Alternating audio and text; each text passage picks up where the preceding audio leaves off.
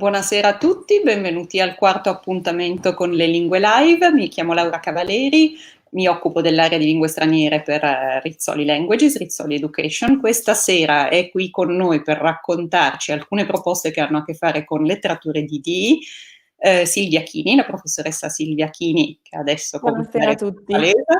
Quindi il tema di questa sera riguarda Where Life is Tough, e quindi degli spunti per lavorare in classe anche con attività appunto che riguardano la possibilità di didattica digitale integrata. Quindi lascio la parola a Donna di Pace che parla di guerra, la ringrazio. Per quanto riguarda tutte le persone che sono con noi collegate, succederà questo. Lascio a Silvia la sua presentazione, raccogliamo man mano le domande che avrete voglia di farci, rispondiamo alle domande alla fine e quindi diciamo dopo l'intervento di Silvia un pochino di scambio di domande se avrete piacere e poi ci salutiamo. Quindi le cedo la parola. Grazie. So thank you very much. I'm really happy to be here with you and to speak about world literature because it's one of my favorite topics, speaking about literature. And well, war has always been part of English literature. Think about the first piece of writing we have in English literature. So Beowulf, it's not a war, but it's a person, a hero fighting against a monster. But it's the First World War that really had a great impact on literature for the first time. And this is the reason why I've chosen to speak about contemporary wars. So from the First World War to contemporary, as I said before. So we're going to speak about 9/11, but we're also going to speak about Vietnam War. And well, there's so much to say that you will find a lot of hints in this presentation that won't be explained. And if you're interested if you have the possibility, you can ask whatever you want at the end of this presentation, or you can go and explore on your own. You have the websites and you have all the reference you need to explore on your own. One other thing I would like to say is that I'm not taking into consideration works such as The Waste Land or Hemingway, not because I think they're not important, they're milestones in English literature, but because the goal of this webinar is to give you some new innovative ideas and ideas for new approaches to war literature. So let's start. Let's start with the First World War. The horrors of this conflict altered the war for decades. Before the 20th century, most works written about war celebrated self-sacrifice, heroism, patriotism. And for readers at the end of the 19th century, war literature was hardly a special category of writing as it is today. And this is why I decided to start from the First World War. It's a turning point. From this moment on, we have a literary genre called war literature, the one we know today. And there are so many ways you have to speak about the First World War. The one I like the most is to start with a quotation by Jeremy Paxman. Jeremy Paxman is a great journalist, and I really suggest you this book called Great Britain's Great War, but for you to prepare your lessons, because it gives you the possibility to understand the mood of the time and even the background, not just historical and social, but even the mood of the population behind some words that you find in some poems, some war poems. And the quotation is this: the first step towards a true understanding of the First World War is to recognize why so many people at the time believed it to be not only unavoidable, but even necessary. So in my opinion, giving the students the possibility to understand the mood in England at the beginning of the First World War is essential to give them the possibility to understand poetry. And for this reason, you can start by analyzing some military propaganda posters. So the posters created by the government to convince people enlisting. As you know, military service in Great Britain was not compulsory at the beginning of the war. But despite the fact that it was not compulsory, they had, for example, in 1914 only more than 1 million volunteers who enlisted. And well, this is because of the mood of the time. So with your students, you can analyze the posters, you can prepare a sort of comprehension, you can prepare an Edpuzzle. The link is here in the slide. Edpuzzle is a good way to create interactive videos or interactive slide shares. So you can put some questions and the video will stop automatically and give your students the possibility to answer. And you can focus on specific things. For example, the second one you see here, you can focus on the fact that the girl is asking, Daddy, what did you do in the Great War? So what did you do for the country? Or the last one, for example, come lads, slip across and help. So soldiers who are already fighting, asking for help. Or the role of women, for example, the third one, women in Britain say go. So the mood of the time, so the mood, the fact that they thought that it was not only necessary, not only unavoidable, but even necessary, go and fight for the country. And this is the right way, in my opinion, to start, because it gives your students the idea of that period, the social background. And starting from this, you can compare and contrast poetry. You can compare and contrast poems that seem the same, but they're completely different, because we generally assume that the poets of the Great War were somehow all the same, ex-public school boys, privileged products of Edwardian England. Well, no. Thinking about the 6 most popular ones, war poets, they came from varied backgrounds and had different motives for fighting. So just to give you some examples, Owen was in France when war was declared. Rosenberg was in South Africa and didn't want to fight at the beginning. Or we have Sassoon, the famous Sassoon. He enlisted the day before the war broke out. Or we also have Aldington. He was turned down on medical grounds. So we have completely different backgrounds. And depending on the experience they had, we have a completely different description of the war. You can, for example, compare poems written at the very beginning of the war, when people at home didn't know anything about war, when soldiers hadn't started fighting yet. So, for example, Rupert Brooke, he never had experience of active fighting, and he wrote A Soldier. We all know the sonnet. And here, war is not the truth of the trenches. War is idealized. And the word that is most repeated is not war, is not soldier, is not death, is England.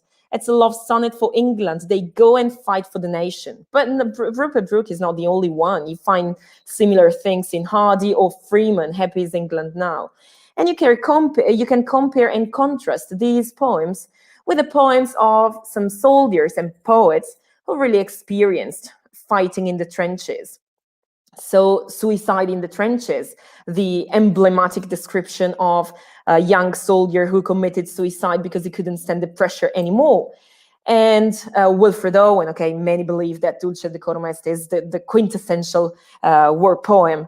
And it's interesting to see that the same soil that Rupert Brooke calls the corner of a foreign field that would be forever England, for Wilfred Owen is the cursed soil where the soldiers march to get to the distant rest. So soldiers are compared to animals in this poem. So you can clearly see the difference.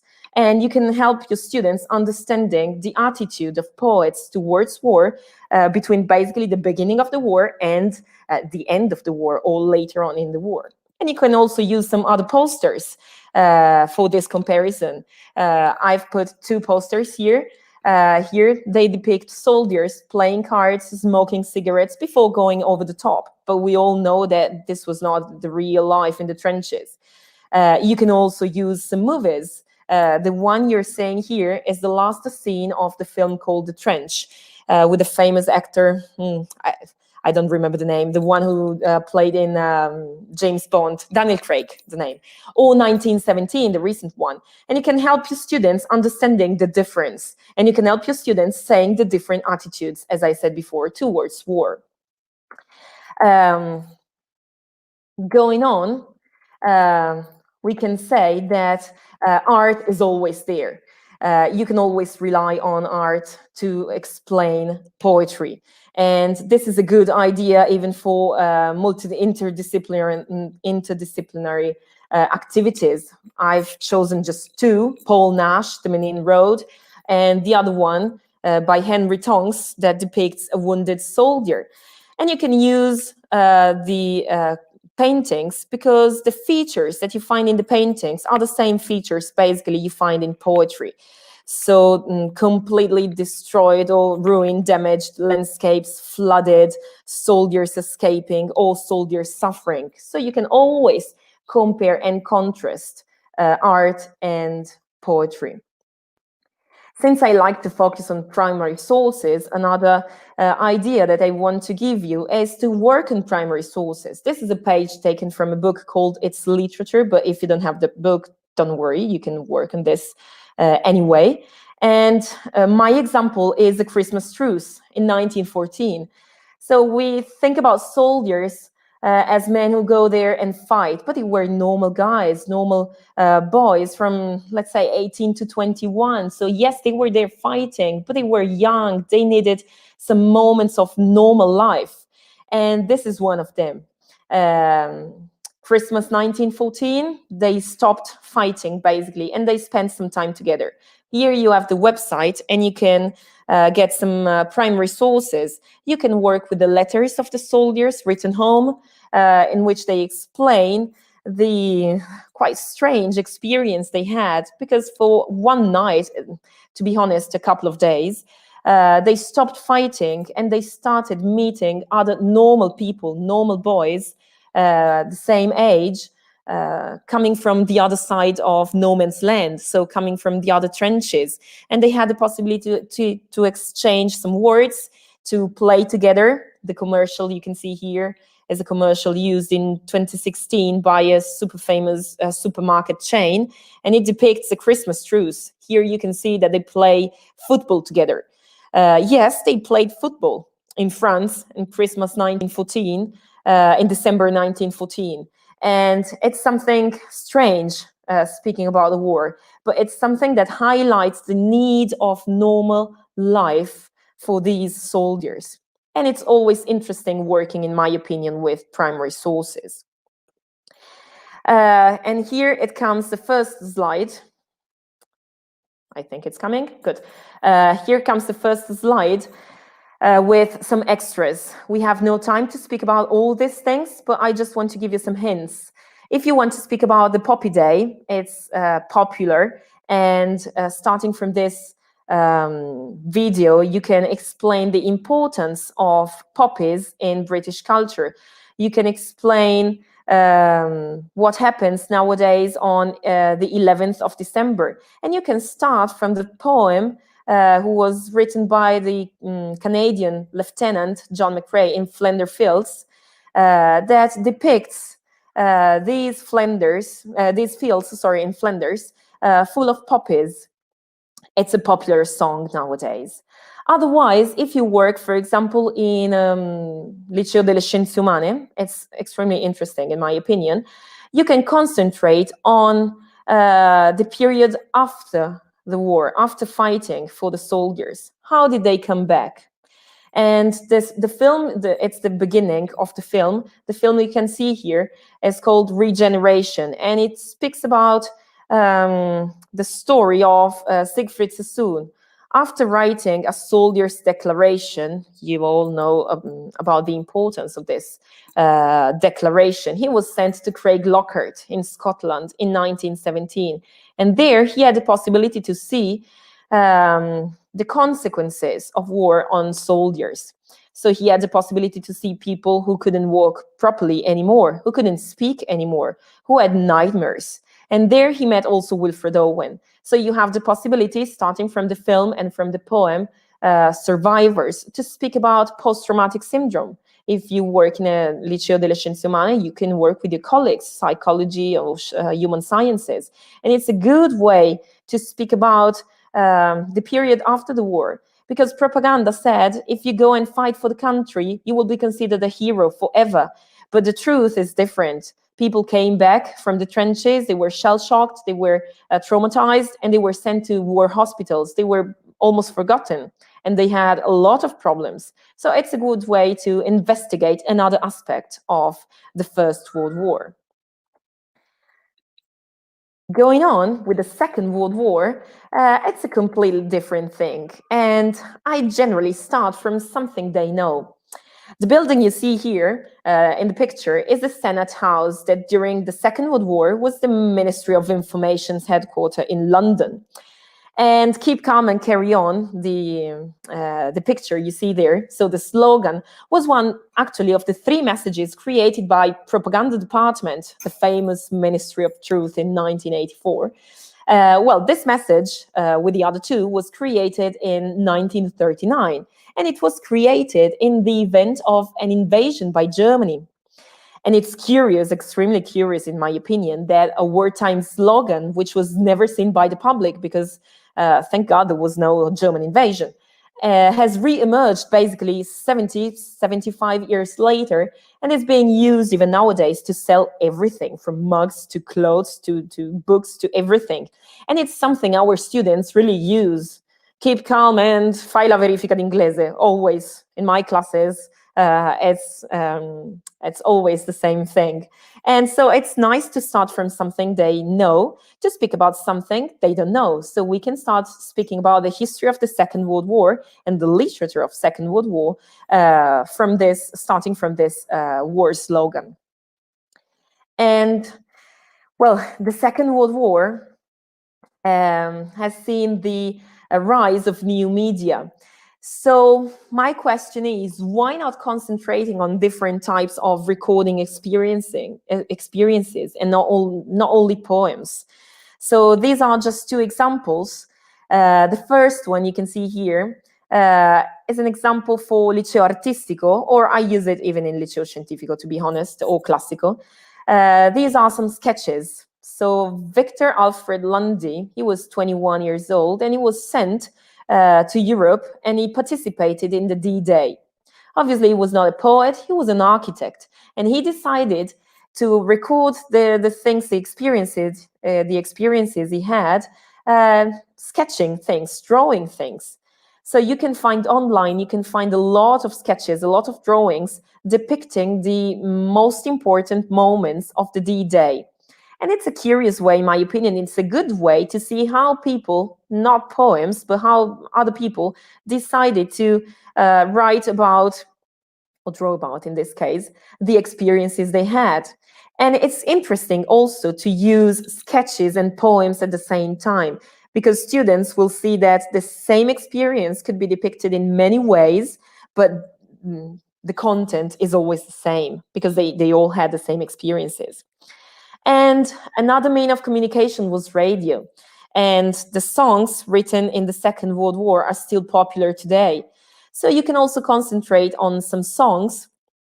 Some of them are, as I said before, still popular today.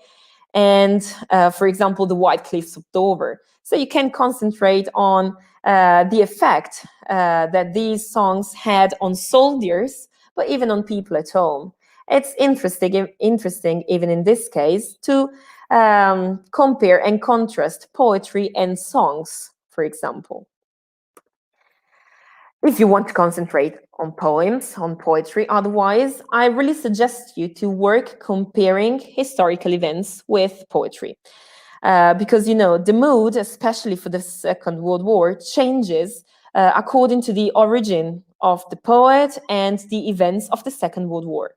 And an example is 1939. You have poems for every single year of war, but this is just an example. If you work in a chronological order and you take 1939 as a starting point, you can work with the front pages of main newspapers, or you can work with paintings, or you can work with war photographers too, with some pictures taken by war photographers. For the first time, they had the possibility to have the same experiences of soldiers. And just as an example, if you take September the 2nd, 1939, it's the beginning of the war. So here we have the Polish side of the beginning of the war. The Polish author, the Polish poet, sees the fearful hypothesis becoming true, so an invasion. Or the first one, for example, involuntary spies, taking into consideration one of the main issues of the Second World War. Spies. So you can choose the poem you want, and you can compare and contrast primary documents, as I said before, art or newspapers, with poems. In this way, your students will have the possibility to see that poets are not just there outsiders writing about something that they do not experience, but they are part of the experience, and they follow the experience, and they have different perspectives according to the place they come from, the country they come from, or the role they have in the war. Even for the First World War, we have some poems writing from the trenches and some poets writing from home. So you will see the different perspectives, the different attitudes according to the role they have in the war. The Second World War has seen many novels at that time, but also many contemporary novels. There's a huge amount of contemporary writing about the Second World War, both for adults and young learners. So you can choose one of the novels depending on the level of your class or the interest of your class. Here you have three, but there's a really huge amount of novels. The first one is probably the strangest one, is Mouse. It's a graphic novel by an American cartoonist, Art Spiegelman, and he's the son of two Holocaust survivors. And it was from 1980 to 1991, and it is a long flashback because the novel starts in 1978 in New York, so another place, another time, a complete different. And we have the author talking to his father and mother. They are both Polish Jews, and they speak about their experience, basically, because as I said before, they are Holocaust survivors. Then we have the second one, Between Shades of Grey. This is one of my favorite. Ruta Sepetys or Šepetys is a Lithuanian author. And in this novel, she tells the story of a Lithuanian girl deported with her family to Siberia. But I particularly like the way the experience is described, because it's also the meaning of the title. Because in such a difficult experience, so they were deported to Siberia, they lost contact with the father, and they've seen so much suffering and other things. So in such a gray situation, you have cracks of love, as the author says in an interview. So between shades of gray, you always have cracks of love. And you can see that even in the most difficult situations, people try to help each other. They try to find the best solution for their problems, and they try to cooperate. Lina, the name of the main protagonist, has a terrible experience, horrible experience, but in a way, she understood how to overcome such horrible experiences. The last one, Codename Verity, is a novel, young adult, for young adults, about spies, one of the main issues of the Second World War. And reading and analyzing this novel, even some passages of this novel, you will have the possibility to explore the world of spies or secret codes. I'm sure you know the film Enigma, but even the story behind the film. And you will be able to speak about secret services, and you will be able to speak about the codes used during the war. For example, if you work in a liceo linguistico, you can work with your French colleagues, because for the D-Day, the secret code for the beginning of the D-Day, the secret code for the American troops was a French poem. So every single stanza of the poem had a meaning. So when the French the British spies in France heard the first stanza, for example, they knew that they had to put some bombs under the bridges to prevent Germans to go to Normandy and fight. When they heard the second stanza, they knew they had to go and do something different. When they heard the last stanza, they knew that it was the right moment. That was the beginning of the D-Day. So you can work with the colleagues of other languages, even on secret codes of the Second World War. I would like to speak briefly about the first novel, because, as I said before, it's the strangest one. Mouse. So Mouse won the Pulitzer Prize, And one of the unique aspects of this novel, in my opinion, is how the story is processed by Spiegelman through the filter of his imagination. As you can see here, we have no human beings, we have animals. And Spiegelman decided to depict the main characters as mice and cats. As you can see here, for example, the cat represents Nazi Germans, so the guards in the concentration camp, the SS soldiers. On the other hand, we have mice, so the Jews imprisoned and looking for, in this case, their relatives. They couldn't find their relatives anymore.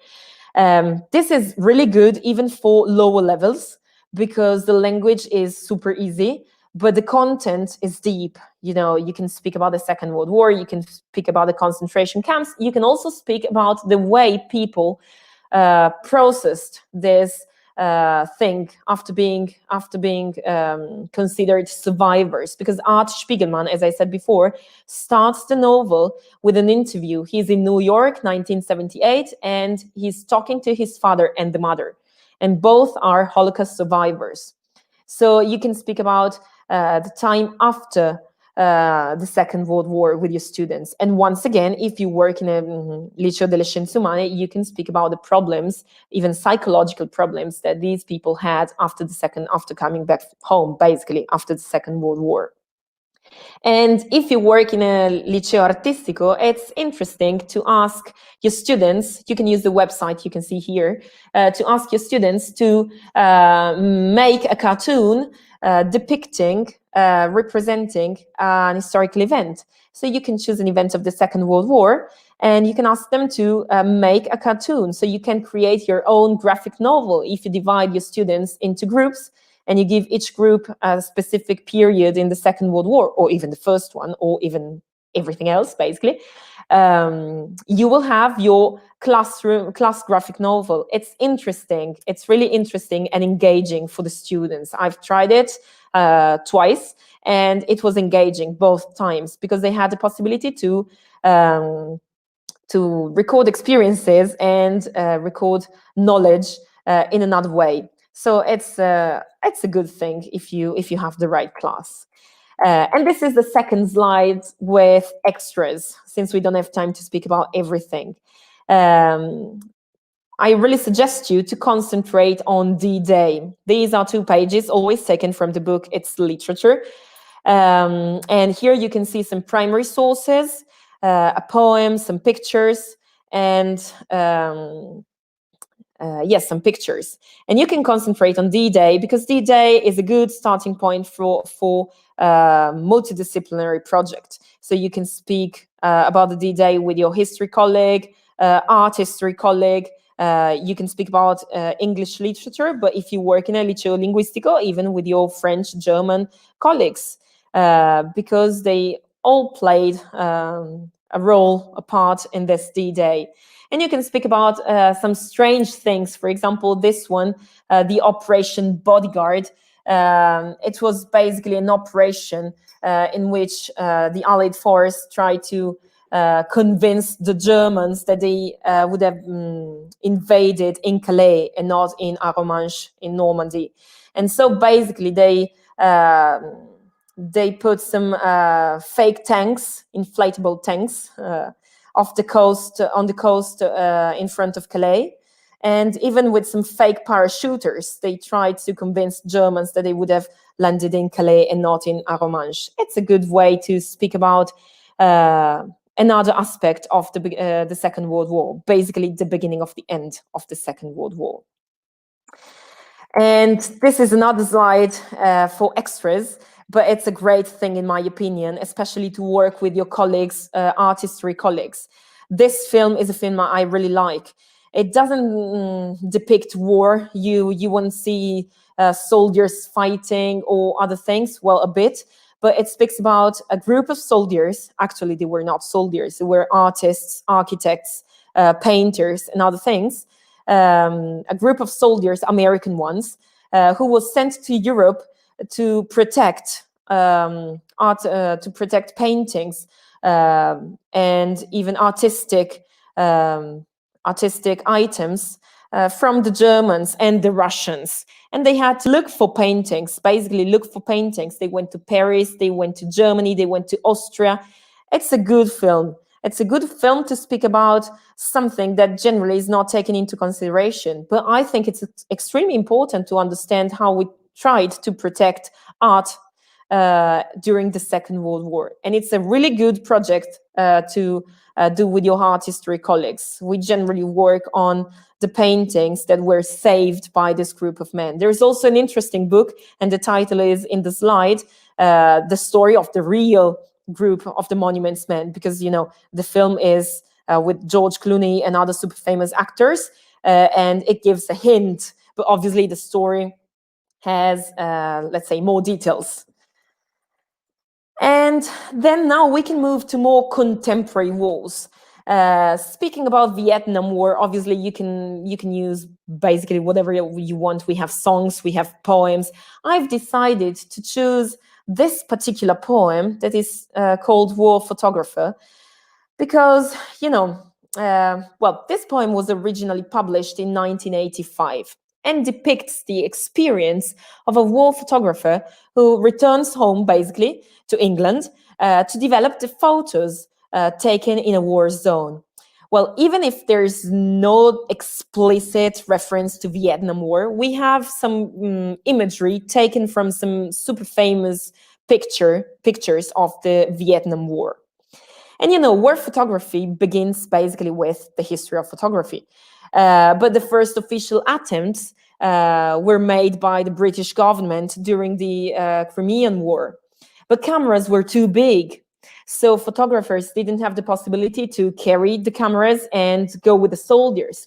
With the Second World War, technology gave the possibility to have smaller cameras, and so war photographers had the possibility to follow soldiers and to have exactly the same experiences. And this is an interesting poem you can read with your students. This is a super interesting poem you can read with your students to give them the possibility to understand another approach, because, you know, the war photographer is not a soldier, but he's somebody who is there, has the same experiences. And also nowadays, war photographers are involved, unfortunately, even here in Europe at home. Just to give you an example, here you have the London bombings, the front pages of some newspapers. So you can give your students the possibility to understand war from another perspective, once again. And last but not least, because I really want to give you some time for your questions, last but not least, 9/11. Well, some of our students are too young to remember 9/11, but it's something they know because we see films on TV, or we see it in the news on TV every year. So I'm suggesting here a station learning. A station learning is something you can do in class or online. Station learning, if you're in class, basically you have to prepare some stations, some desks, basically. And on each desk, you put some documents.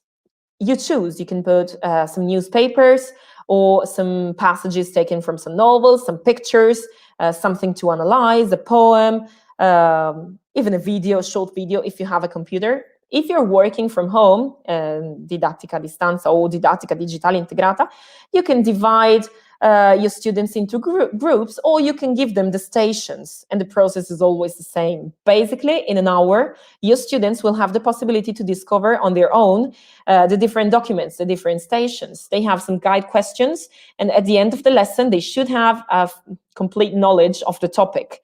But deciding autonomously the time to spend on each in station and the stations to analyze. Basically, they can start from number 1, they can start from number 7, it doesn't matter. They can choose their own path, let's say. And here just some examples. You can put some pictures of 9/11, you can put the newspapers, you can have some passages from some novels. You can have a short video clip taken from a movie, one of the movies on 9/11. You can give them some background, so what's behind the terrorist attack, and terrorist attacks in general. And you can prepare them for the poem I'm suggesting you right now. This poem is, it's an interesting poem. The title is Out of the Blue by the Scottish author Simon Armitage. And this poem is a poem that tells the story of an English trader working in the North Tower of the World Trade Center. And it's a super long poem. And basically, this person goes to work. It seems a normal day, and then suddenly we all know what happened. And the third part of this poem is the one you can see here. And the third part of this poem is the moment in which is asking for help. So when will you come? When will you come? And he's waiting for firefighters to go and save them. But obviously, they didn't have time, and they had some difficulties, some challenges to overcome, and a lot of people died. And well, this is a poem film. This is another aspect to take into consideration. This poem film, so you have the film, the link is there. The YouTube link is the film of the poem film, yes. It was commissioned by Channel 5, and it also won a Royal Prize for television. And basically, the poet started writing the poem from the videos, from the images seen on television. So you have the poem and the videos. So your students will empathize with the people inside the Twin Towers, because they will see what happened. And even the title is quite interesting to explain, because the title means, as you know, suddenly, out of the blue. And the title was chosen by the author after seeing the famous image of the falling man. I'm sure you know what I'm speaking about. After seeing the falling man, he has decided for this title because it was something unexpected. It was something out of the blue. And he decided to put this title to the poem. And obviously, do not forget the website of the New York Times. There are a lot of ready-made lessons and lesson plans, starting from articles, obviously newspaper articles of the New York Times on 9/11. And you can have some interesting ideas just by looking at the different lessons you have there. Okay, since time is almost over, this is the last slide for extras. Obviously not this year, but I really suggest you to go with your students and to see if you have the possibility to see the places of the First World War or the Second, if you have the possibility. These are just two examples. The trenches, if you're lucky enough, and to live in the mountains, or in Valtellina or in Adamello, whatever. But even if you live here in Milan, we have the place where Hemingway spent his time when he was wounded. And it was basically the background for one of his famous novels. It's near Piazza Cordusio, so you can go with your students. I always go with my students when I can. There's nothing left, basically, but they have the possibility to see that war hospitals were even in Milan or even in our cities. You can have book clubs if your students are interested in the topic, and you can choose some novels. Here you have Persepolis, I'm sure you know it, or The Diary of a Young Soldier Boy. So just to give them different perspectives on the conflicts that are still going on nowadays.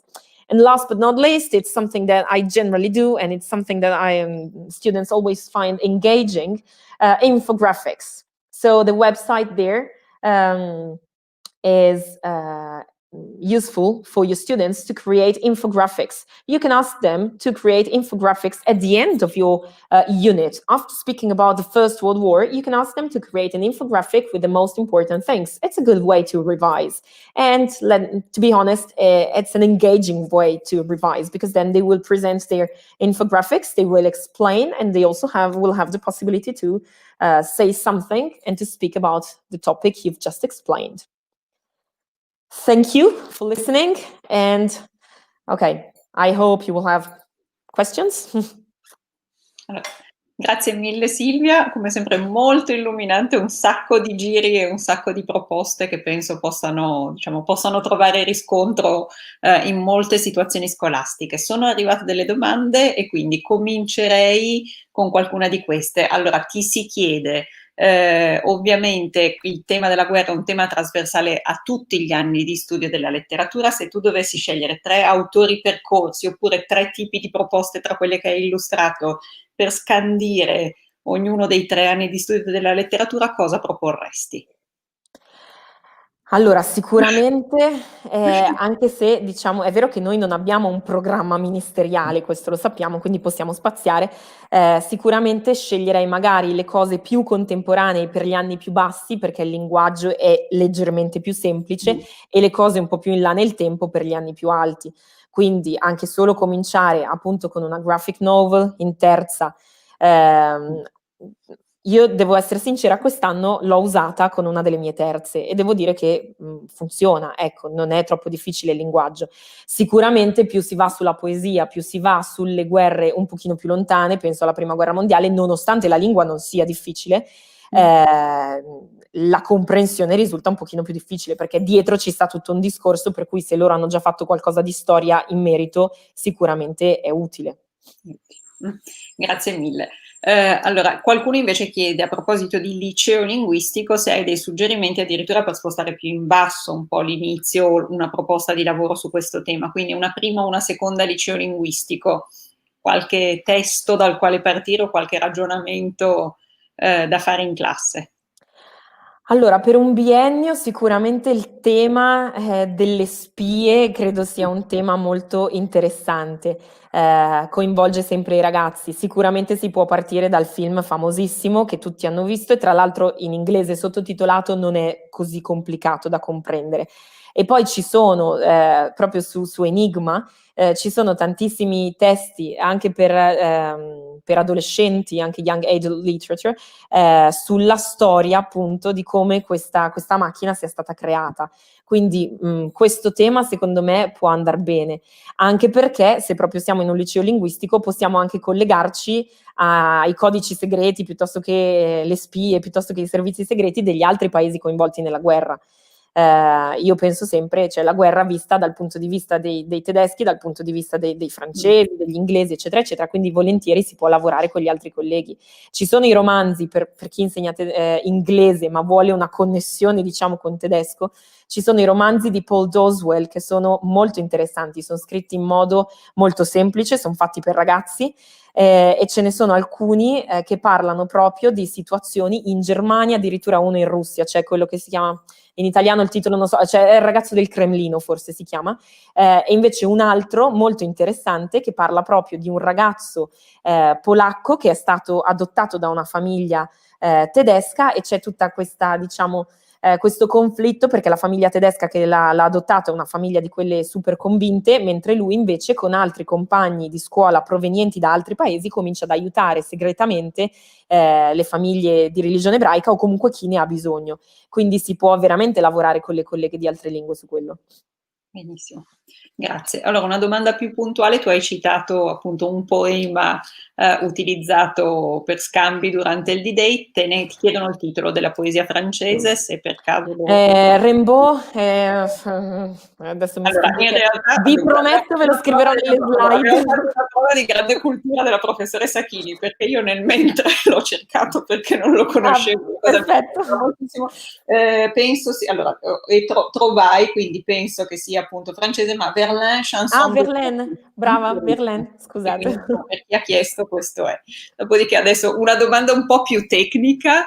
I would like to know how Silvia Chini's presentation is made. Google Slides, PowerPoint, something else. Quindi adesso un aiuto tecnico se qualcuno volesse proporre in classe, ecco, un percorso, a parte che io ne approfitto per ricordarvi che mettiamo queste slide a disposizione, quindi restano in archivio. Per cui se alcune delle immagini vi sono piaciute, alcuni percorsi, di alcuni corsi, insomma, volete traccia, ne sarete padroni, ecco. A breve vi viene mandato il materiale e nel caso è in archivio sul sito della casa editrice. Però appunto... Allora, questa l'ho fatta con PowerPoint per motivi, diciamo, di regia, ecco, credo che cioè, è un format. Se posso dare qualche suggerimento, io in classe uso tantissimo Canva, per due motivi. Primo, perché il layout è un po' più accattivante anche per gli studenti, ci sono diverse possibilità, ci sono tante slide già preformate, quindi non bisogna stare a scervellarsi per trovare delle cose di intrattenimento, diciamo, bisogna solo immettere il testo. C'è un altro motivo per cui noi lo usiamo molto spesso, perché se lavorate con un collega c'è la possibilità di lavorarci tutti quanti nello stesso momento, perché si possono creare i team e ognuno lavora quando riesce, e poi comunque la presentazione è lì e tutti possono accedere alla presentazione da diversi computer. Ho lavorato anche con Presi, devo dire che adesso che siamo a casa mi viene un pochino più difficile, nel senso che con tutti i problemi di connessione che sappiamo avere i nostri ragazzi, a volte è difficile, cioè quando uno va avanti con le slide, uno non vede, uno si blocca, quindi forse in questo momento suggerirei Canva, che tra l'altro ha delle slide molto leggere, o comunque un PowerPoint, ecco, va sempre bene, tanto alla fine è quello che fa l'insegnante piuttosto che la presentazione. Grazie anche dell'aiuto tecnico. Allora, leggo un'altra domanda. Molto bella l'idea della station learning. Quale compito si potrebbe dare come risultato dell'indagine degli studenti? Effettivamente tu hai parlato, hai dato uno spunto molto bello a mio avviso. È un momento forse di personalizzazione dell'apprendimento, no? Cioè tu dici, mettiamo a disposizione, prepariamo queste stazioni e ognuno può indagare, forse in base alla iniziale curiosità, all'iniziale propensione, alla possibilità, pensiamo anche a situazioni di studenti più o meno, diciamo, più o meno in difficoltà. Quindi può essere effettivamente un buon momento di... Quale può essere la raccolta di un'indagine di questo tipo? Quindi quale può essere il compito di realtà, o quale può essere, diciamo, quello che loro riportano? Alcuni suggerimenti. Certo. Allora, intanto mi permetto di fare una piccolissima introduzione, nel senso che veramente è molto versatile questa station learning. È rubata al background tedesco, perché io ho un background tedesco, però questo è a parte. Come si dice, è davvero versatile, si può usare per tutto, si può usare anche per grammatica. A me è capitato di usarla per grammatica. Quindi sicuramente potete fare tante stazioni quante volete, mettere i documenti che volete. Io di solito do ad ogni gruppettino, perché poi la classe è divisa in gruppettini, ognuno si concentra sulla stazione che preferisce, poi loro sanno che entro la fine dell'ora, entro la fine delle 2 ore devono aver fatto tutte le stazioni o il numero che concordiamo fondamentalmente. Di solito do loro un foglio con delle domande guida, cioè cosa devi capire per ogni stazione, a cosa devi stare attento, e poi in classe abbiamo un momento di report comunitario. Altre volte capita che al termine di una lezione fatta con station learning si chieda loro di creare, per esempio l'abbiamo fatto con Monuments Men insieme con la collega di arte, si chieda loro di creare un video, guide per un giorno, di uno delle opere salvate da questo gruppo di soldati, di artisti soldati, quindi anche questo può essere una richiesta finale. Grazie. Qualche suggerimento ci chiedono per il liceo classico, quindi stiamo andando sulle curvature per i vari licei. In realtà appunto tu sei stata brava a mio avviso, perché appunto hai dato spunti, e tra, diciamo, oltre a citare la diversità dei punti di vista, hai citato anche la diversità dei generi, per esempio, quindi ci sono stati dei generi mouse che appunto in situazioni da liceo artistico possono essere accolte, molti spunti, il tema si presta moltissimo per il liceo delle scienze umane. Allora c'è qualcuno che ci chiede, diciamo, attenzione per il classico, se ti viene gli spunti erano già tantissimi. Col classico sicuramente si può lavorare molto coi colleghi di storia, cioè tutto il percorso anno per anno della Seconda Guerra Mondiale in realtà nasce da un lavoro che io ho fatto con un collega di storia. Siamo andati veramente passo passo, giornali alla mano, quotidiani alla mano, piuttosto che cinegiornali alla mano, e abbiamo visto come poeti di diversi paesi, eccetera, eccetera, hanno presentato proprio quelle situazioni. Devo dire anche che mi è capitato di lavorare per tanto tempo, diciamo un mesetto, con una mia quinta con la collega di latino, a partire proprio da Wilfred Owen e quella famosa citazione di Orazio, cioè come l'andare in guerra e la guerra fosse vista in un determinato periodo storico, parliamo appunto di Orazio, e durante la Prima Guerra Mondiale. Quindi anche, diciamo, un flashback per andare a vedere come la letteratura abbia parlato di guerra anche in epoche molto più remote delle nostre, sicuramente ai ragazzi apre lo sguardo, ecco, apre l'orizzonte. Grazie mille. Allora, c'è qualcuno che citava un film, non è detto che tu lo conosca, però magari qualcuno invece che sta seguendo con noi può essere d'aiuto, può dare suggerimenti, magari attraverso la chat, se Silvia non conosce questo film. I saw a film on the First World War called Horse War.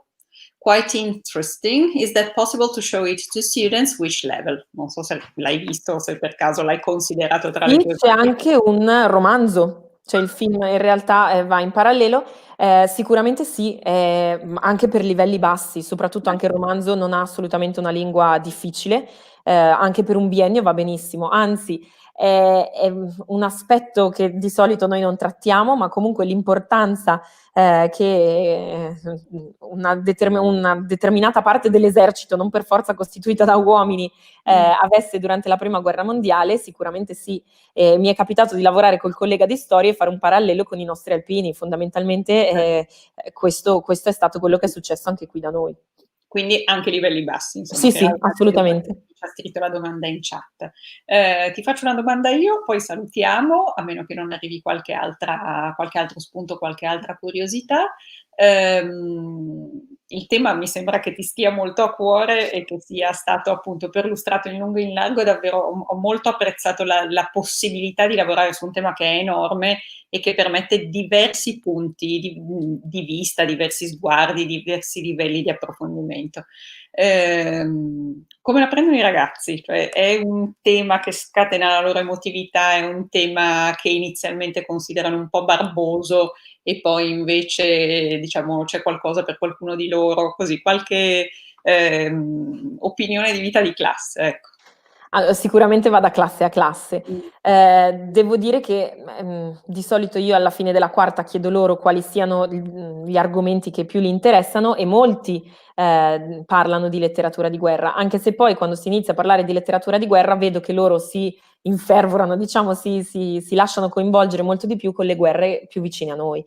Però credo che questo sia anche normale. Alcune delle lezioni dove c'è più conversazione, più confronto, sono quelle sulle poesie dell'11 settembre, poesie o romanzi dell'11 settembre. Quella poesia lì poi tra l'altro è davvero di un fortissimo impatto perché non la si legge e basta, la si legge e la si vede, quindi loro vedono le stesse cose che vedono tutti gli anni quando c'è l'11 settembre, c'è la ricorrenza dell'11 settembre in televisione, ma le vedono con sotto le parole della poesia, quindi hanno sicuramente la possibilità di entrare veramente nella poesia, di empatizzare, ecco.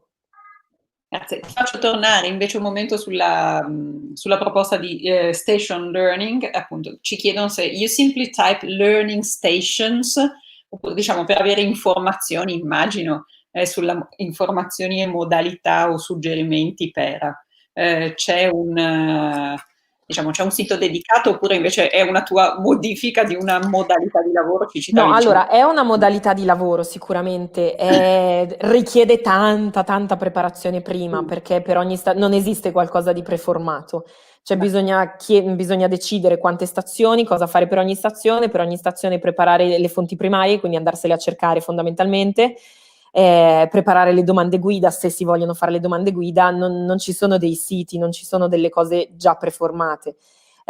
Se guardate per esempio nella guida dell'insegnante, magari ci sono vari spunti per ampliare il discorso che voi avete in mente, potete prendere quelli, però fondamentalmente poi bisogna andarseli a cercare. D'accordo, quindi direi forse molteplicità di spunti, cioè non solo tutto da leggere, non solo tutto da guardare, No, eccetera, assolutamente. Cioè di e solito, anche per diversificare in base alle difficoltà anche che ci sono in classe, perché voglio dire, un ragazzo magari di SA fa fatica a leggere, ma se noi mettiamo un video arriviamo allo stesso punto senza fargli leggere 2 pagine di roba.